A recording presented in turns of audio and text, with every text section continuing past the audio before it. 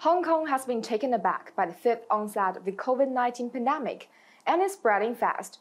Hong Kong is a metropolis that runs under the one country, two systems principle, serving as a bridge that connects China with other parts of the world. Hong Kong is special in its own culture and its choice of pandemic prevention protocols, which set complex roadblocks to achieving a dynamic zero-COVID outcome. Meanwhile, as proved repeatedly in the Chinese mainland, eliminating new COVID-19 cases dynamically has been an effective scheme and a scientific and systematic method for guaranteeing life and health to the greatest extent. The spread of and response to the outbreak in Hong Kong demonstrate objective differences from that in the Chinese mainland. First, Hong Kong is a densely populated city with relatively small dwelling space.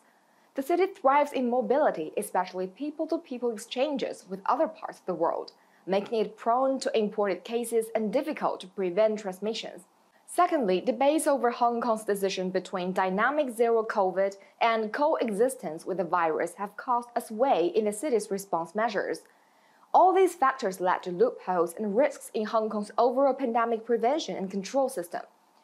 Thirdly, certain local Hong Kong forces and foreign forces have tried to interfere in Hong Kong's approach, thus preventing Hong Kong from realizing zero cases and resuming travel. They have pressured Hong Kong to remain aligned with the West and try to isolate the city from the Chinese mainland.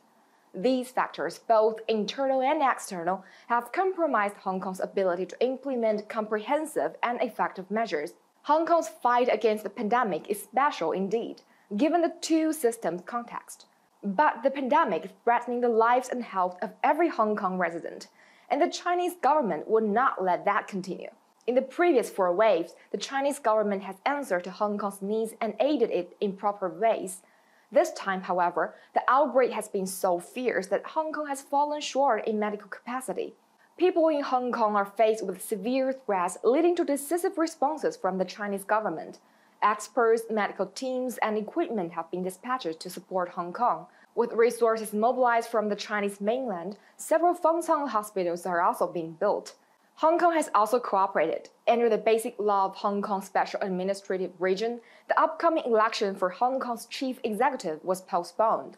Staff from the Chinese mainland are exempted from licensing requirements, and collaborative mechanisms for joint response have also been instituted among the Hong Kong SAR government, the Chinese central government, and the other relevant local governments. Such mutual trust, unwavering assistance, and the concerted efforts under the one country, two systems principle represent a swift combat against a new surge. Whenever Hong Kong is in need, its motherland is there to respond. This is the essence of the one country, two systems principle, which has been repeatedly proven since Hong Kong's return to China. Seeing into the past, when the 1997 Asian financial crisis, the 2008 global financial crisis, and the 2019 riots hit, the Chinese government took positive actions in Hong Kong based on the Constitution and the Basic Law of Hong Kong SAR.